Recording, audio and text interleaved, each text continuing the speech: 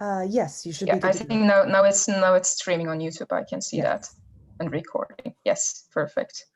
Okay, then I'd like to welcome everyone to the second session of Chess Reverse Engineering. Dan and I will be co-hosting this session.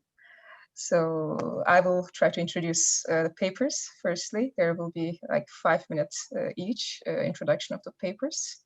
Of course, you can also reach their longer presentations via the webpage and also the slides if available. And we will then take the questions and then hopefully the authors will be able to answer them. Yeah. So let's start with the first paper. It's from Leuven and Birmingham. Dismantling the ST80-based immobilizer systems. Leonard Waters will be presenting that. So the stage is yours, Leonard. Cannot see Leonard right now. Okay, my Zoom is acting up. Okay. I think I might have I to... hear, yeah. Yeah, but I cannot seem to share the video. I will quickly reconnect. Okay. Okay.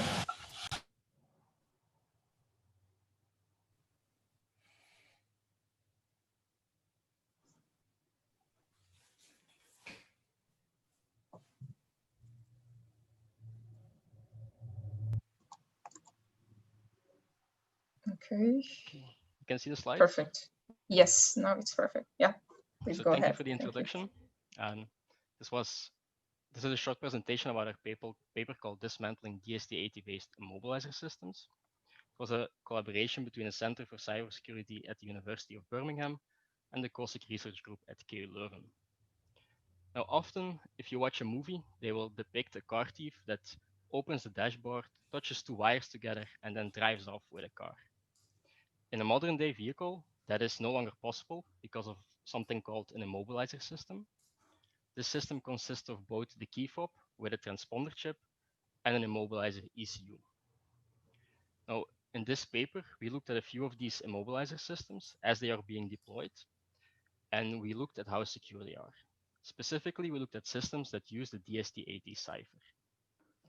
Now, if you open up one of these ECUs, you will find a microcontroller, and that microcontroller usually contains firmware that we as attackers would like to be able to analyze. Now, in this specific scenario, the firmware was actually locked, so we couldn't read back the firmware.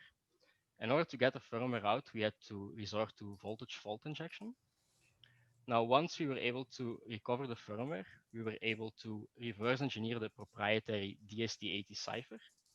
This is an 80-bit cipher from Texas Instruments, and all of the details of this cipher are now public and part of our paper. Additionally, from the same firmware image, we can also look at how manufacturers derive cryptographic keys.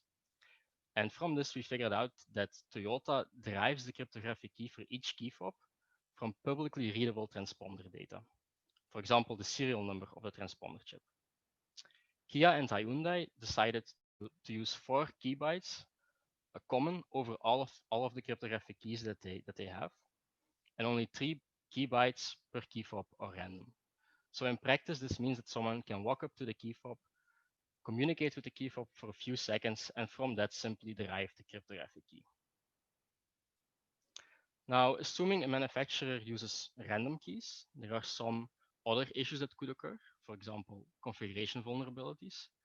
These transponders have memory that is laid out in pages, and these pages contain, for example, the configuration of the transponder chip, but also the cryptographic key. Now, these pages can be locked, and they probably should be locked, but they are not always locked. And if they are not properly locked, this can lead to key recovery or denial of service attacks. And in the paper, we explain how the second version of the Tesla Model S key fob could be attacked, and the key could be recovered in a few seconds. Now, if we assume that we have a key fob with a perfectly random key and a system that is configured properly, an adversary might still want to apply side channel analysis to recover the key. In the paper, we cover a differential power analysis attack, but also a profiled attack on the key load. Now, for this profiled attack, we consider two scenarios. So the first scenario is a single device scenario, in which the device under attack is also the device that was used to create the profile. Now, as you can see in this picture, it is rather easy to attack the same chip during the attack and the profiling phase. But once we try to attack a chip that was not part of the profiling phase, this becomes a lot more difficult and it's unlikely to work in practice. To tackle this problem, the problem of portability, we consider the multiple device scenario in which we train our model on traces coming from 5 distinct transponder chips, and we then attack a 6th transponder chip. And as you can see, the blue lines come a lot closer to 0, and thus the attack is more likely to succeed. Now, to conclude, I hope our paper contains something interesting for everyone interested in hardware security. We cover a practical fault attack that allows you to recover the firmware from a commonly used automotive microcontroller. We publish the details of the proprietary DST80 cipher, for which there are currently no cryptanalytic results. We show key diversification vehicles made by Toyota, Kia, and Hyundai. We show that we can recover the key from the second version of the Tesla Model S key fob. This issue has now been fixed. We perform a differential power analysis attack on the transponder chip, as well as a profiled side channel attack on the key load, and that while taking portability into account. So with that, I will be happy to try and answer your questions. Thank you very much for the nice talk. Do we have any questions for Leonard?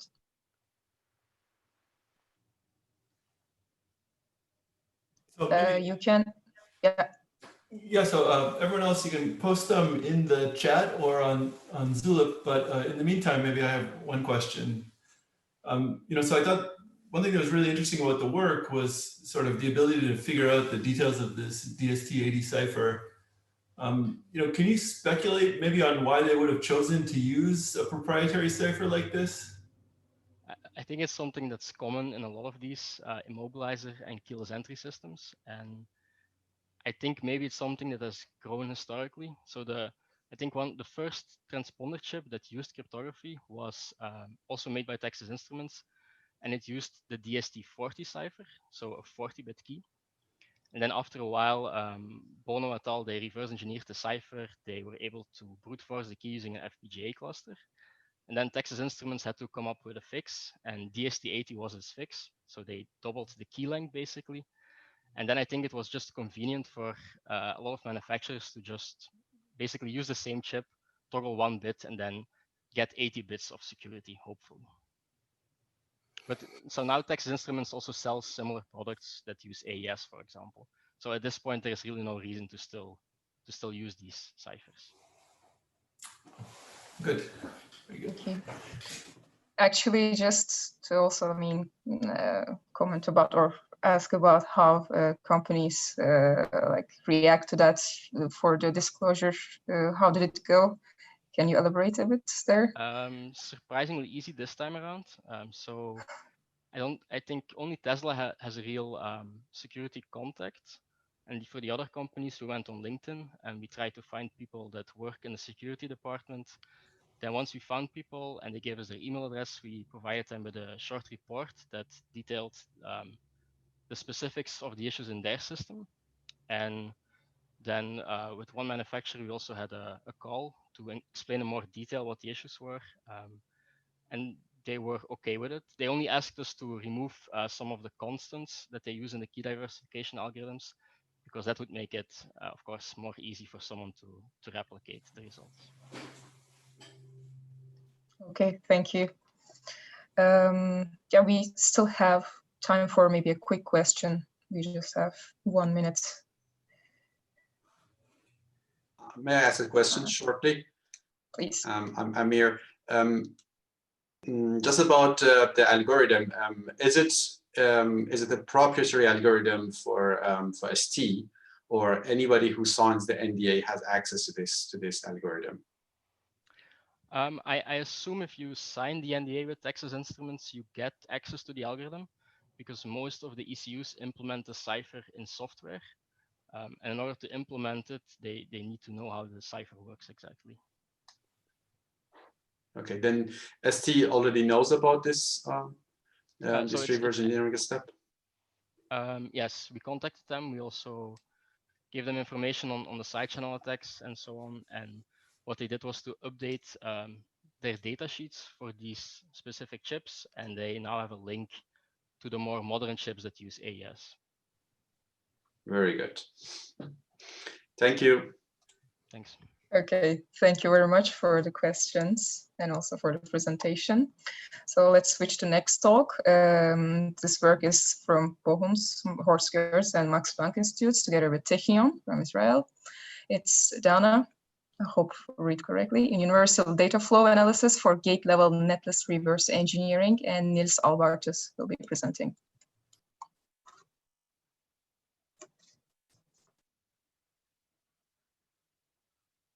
Now I'm unmuted, sorry. Yeah, thank you, Ile, for the introduction. Yeah, I will briefly introduce Dana, our tool that we developed to recover high-level registers in a netlist. But before we get to Dana in a little more detail, I would like to have a look at the hardware reverse engineering process in general and how to actually obtain a netlist. So starting with an ASIC, we first have to decapsulate the chip, meaning we have to remove the epoxy. And once we have the die, we can start the delayering. There we take an image of each layer and process these images by stitching them together and stacking them. This entire process here is extremely time consuming and requires a lot of very expensive equipment and a lot of specialized know-how. But once this is basically done, we end up with a netlist and can start the analysis. Another way to obtain the netlist is via an FPGA. Here we have to extract the bit stream, which is usually stored in like some non-volatile memory, and then convert the bit stream to a netlist. And since the bit stream is basically the netlist, it's already the netlist, but in some proprietary format, we first have to, of course, reverse engineer the bitstream format, but there exists some open source work where the bitstream format is a little bit documented. All right, and once we have the netlist, we can start the analysis. And often when we talk to people, they often think that we start with something that looks a little bit like this, where we can see like all the different modules and maybe how they are interconnected and work with each other. But in reality, we start with something that looks like this, something we like to call the sea of gates, where you can only see the gates and their connection. So basically, this is a circuit diagram. And since modern chips can contain thousands, millions, or even billions of gates, this can be quite a complicated and challenging task. And this is exactly where Dana comes in. Dana takes this unstructured mess that the netlist is and tries to recover high-level registers. This will actually bring like some structure in the netlist and help the reverse engineer to get a better understanding or to get a first understanding of what's actually going on.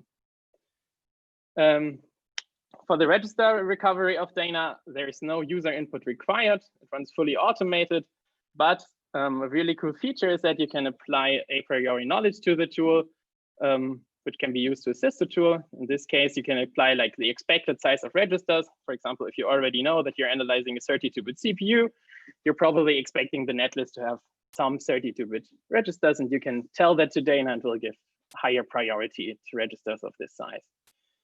Dana is technology agnostic and works for both ASICs and FPGA netlists.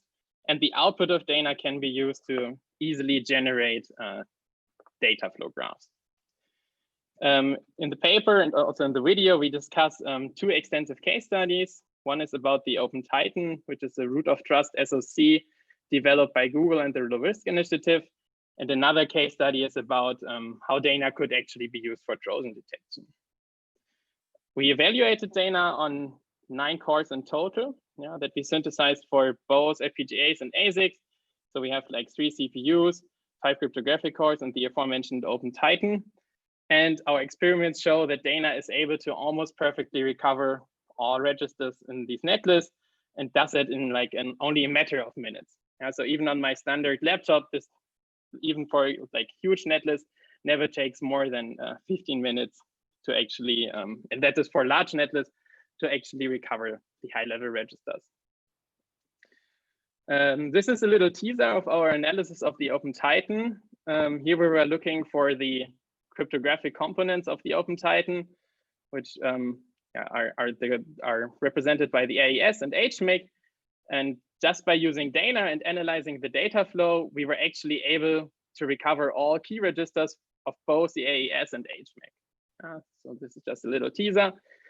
We implemented Dana in HEL, which is our open source netlist analysis framework, which we have been developing for over 4 years now in our group. And both Dana and HEL, of course, are available on GitHub, including all of these up-to-date modern benchmarks that we synthesized. Yeah, so if anyone ever wants to try it, please go ahead. And otherwise, yeah, thank you for the short introduction here. Read our paper, watch the video, and otherwise Max and I, who I think is in this room as well, yeah, Max Hoffmann, will be happy to answer any questions that you have. Thank you very much for the nice talk, Nils. Any questions?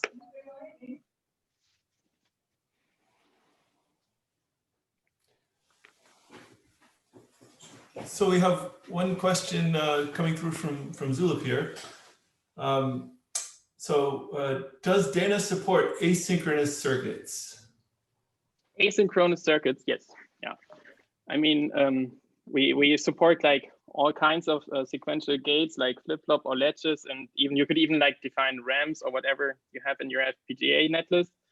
So Dana also supports asynchronous circuits. I might have a quick question. So you said large circuits are also possible and it's a matter of minutes. How large are we talking about? Can you give some number, estimated number? So the Open Titan that we synthesized for both ASICs and FPGA had around like 120,000 gates. Yeah, so it's like a, I would say, medium-sized SoC. And like I said, on our computation servers, this took like 3 or 2 minutes to finish, and on my MacBook, it only took like 15 minutes until like all registers were recovered. And the nice part about this is that you like only have to do this once for your entire reverse engineering session. And once you obtain the information from Dana, you don't ever have to run Dana again, and it can be used in HEL for the entire reverse engineering process. So this is like a one-time trade-off, basically. Okay, thank you very much. We still have some time for questions in case anyone. Yeah, I see a question. Chat here, yeah. So Niels and Max, do you assume you have the entire sea of gates to start with? And what could happen if a couple of the gates were missing or were wrong? Yeah, so this basically refers to the fact that when you recover a netlist from an ASIC, you can expect the you cannot expect the netlist to be completely error-free. Yeah, right. So we never tried this. Yeah, so we never had like any real word extracted netlist from a real ASIC. But since Dana actually has like many little metrics inside of its core, we are kind of hoping or expecting that Dana is also a little bit error prone, but this needs to be tested as well. But what would be nice is that like having an actual netlist from an ASIC, Dana could actually incorporate like many other informations like the physical location on of the gates on the chip. So this is like something we actually want to have a look at in the future.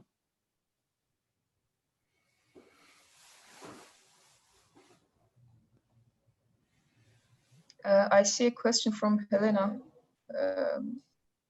Dan that just read it, I think. We just did that. That was yeah. Okay, that was okay. Sorry, I double read it. So, any final questions?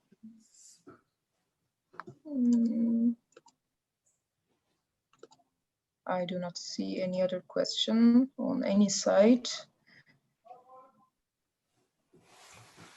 Okay, so I think we can thank Nils again and also all others for the nice work. So let's switch to the last talk of the session. Sorry.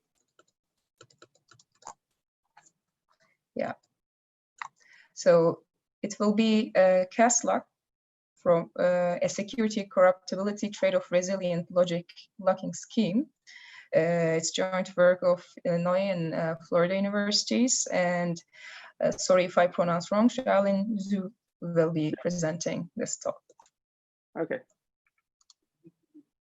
Thank you for the introduction, and it's very nice to virtually meeting everyone here. So to save time, I will quickly start my introduction of our catalog work.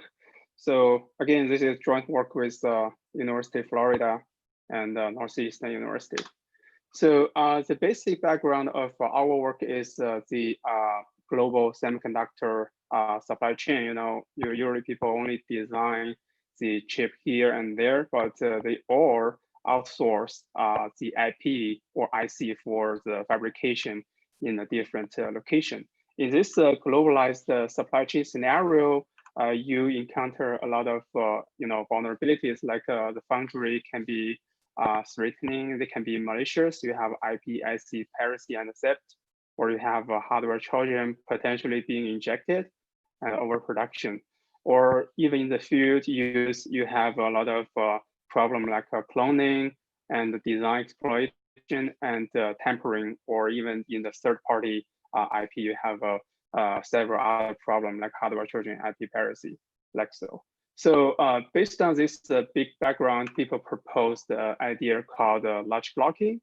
Suppose you have your original netlist on the left side, you have your design. So how to protect that from the malicious foundry to reverse engineering that is we can use a key like what we use for the conventional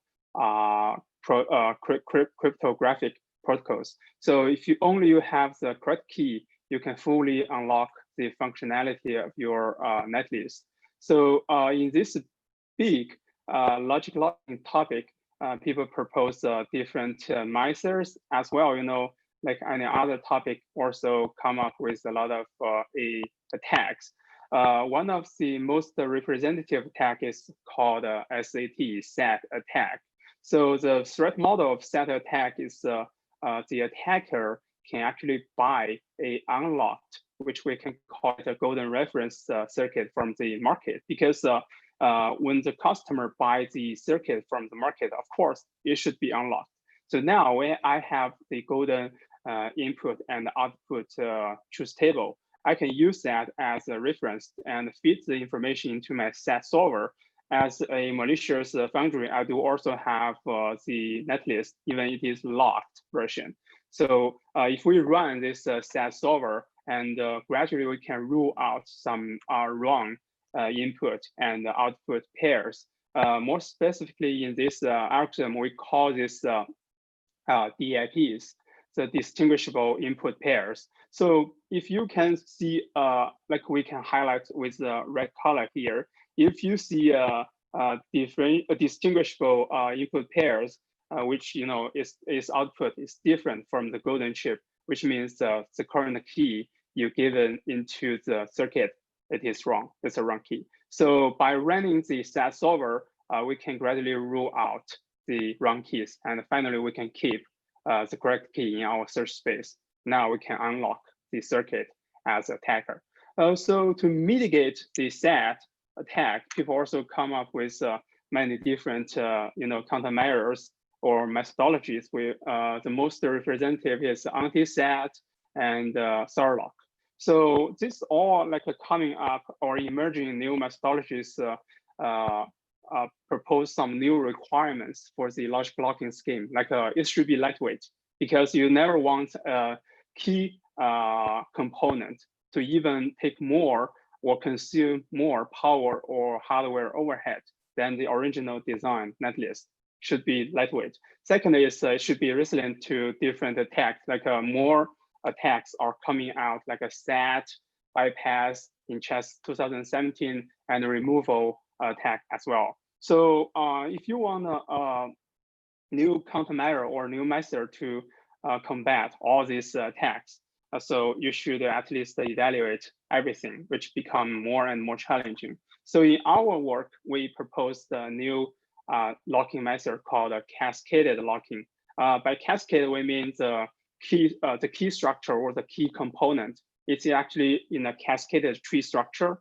It can be an AND tree or hybrid tree, or it can be an OR structure-based tree. So below here is the Boolean function of our proposed method. On the right side is how to combine the key component with the original netlist. Here we have two complementary structures, G catalog and the G catalog bar. So they will usually output complementary output like a 1, 0 and a 0, 1. In this way, we can correct the output if you give the correct key. Otherwise, it will only generate the wrong output. So in the paper, we propose 3 lemmas. Here, I only show the first one. So the basic idea of the catalog is different from previous state of the art, like anti-sat or Sarlock. Is we do not try to limit the number of wrong output for each wrong key, but we try to regulate the number of wrong keys. We try to make sure for each wrong key, it can only be ruled out by one unique input or output pair, which is the DIP. So here's the sketch of our catalog structure. It's composed of various AND and OR gates, but in a cascaded way. So I have a lot of proof in the paper, but for time concern, I don't show that much here. So the conclusion we can make here for the 3 lemmas is if for any wrong key, the output probability is 1. And which means it's not like the previous anti-sat number 1. It can only be ruled out by a unique, only one unique pattern input. So since we usually have 2 to the power n wrong keys in the locked version of your netlist, so if you want to rule out all of them, the only way you do that is brute force. So here is our discussion of the security properties of the catalog. First, we did some conventional method like a black box way, no structural analysis. The attacker only have a functional analysis, and which means they only do the SAT attack or they only do the bypass attack. So of course, our method can mitigate that because of the proof of the lemma. So then we did some white box attacks. We found if given the catalog alone itself is not good enough or secure enough against the white box attack. Like in white box, the attacker can do removal attack because they can find which part is your original netlist, which part is your key component. Now, if I can remove the key component, I can reverse engineer the original netlist. So to mitigate this kind of more advanced attack, we propose the MCAS, which is a mirror CAS. We use 2 catalog components here. The first one is a synthesis with the original netlist, which is denoted with the logic con here. And we have a key secret. This key is being stored in the tamper-proof memory just inside. And then on the bottom line, the catalog, which has a key with key CAS, is being fed into the whole like synthesized netlist. And this one will be again use the external programmed key. Only when the key secret equals with the key CAS, you can have the original correct functionality. Otherwise, sorry, we're running out of time. So if you can wrap up, because we won't have time for questions at all. Sure, yeah. Let me wrap up. Here's the conclusion for our work. We propose a new methodology called catalog, and we provide a lightweight and secure way to mitigate state-of-the-art attacks, and even including the white box attacks. So I think, yeah, for now, I'd like to take any questions. Thank you. Yeah, thank you for the presentation. Do we have any questions? Anything from the audience?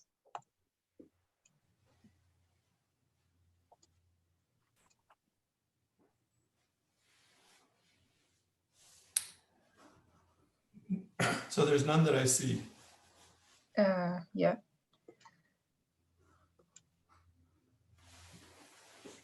We are actually also running out of time. Did we have? We actually have a break after this, so we may extend maybe for a minute for one question or no. So maybe I have a quick one then. Sure. You know, so I get that there's sort of this tension between resisting SAT attacks or resisting bypass. And you know, it was clear to me how you're able to resist the SAT attacks, right? Because each input only can rule out one thing, or the other way around actually. But why are you able to resist bypass attacks? You know, how do you avoid this tension? Sure, that's a very good question. I have some backup slides here. So usually you see the trade-off between the SAT and bypass attack. You see the curve here. One is decreasing, the other is increasing. So that's why for anti-SAT, it has only very low crossability, which means even you use a wrong key as attacker, the circuit actually it behaves very, very similar to the original golden netlist, has not that much errors. So in the cascaded lock, the cas lock, we find even now you can reduce the number of DIPs for each of your run key. You can still keep the high probabilities because we use the cascaded structure, which is the on tree and OR tree. In that way, we have a reconfigurable way to improve the probability from only one. I mean the numbers, number one from a high, like a high percentage to the overall wrong outputs or wrong DIPs. Yeah, we can improve that number. Thank you. Yeah. Okay. Okay, thank you very much for the talk. I'd like to thank all of the speakers of the session once again, and also thanks everyone for joining. Amir, should I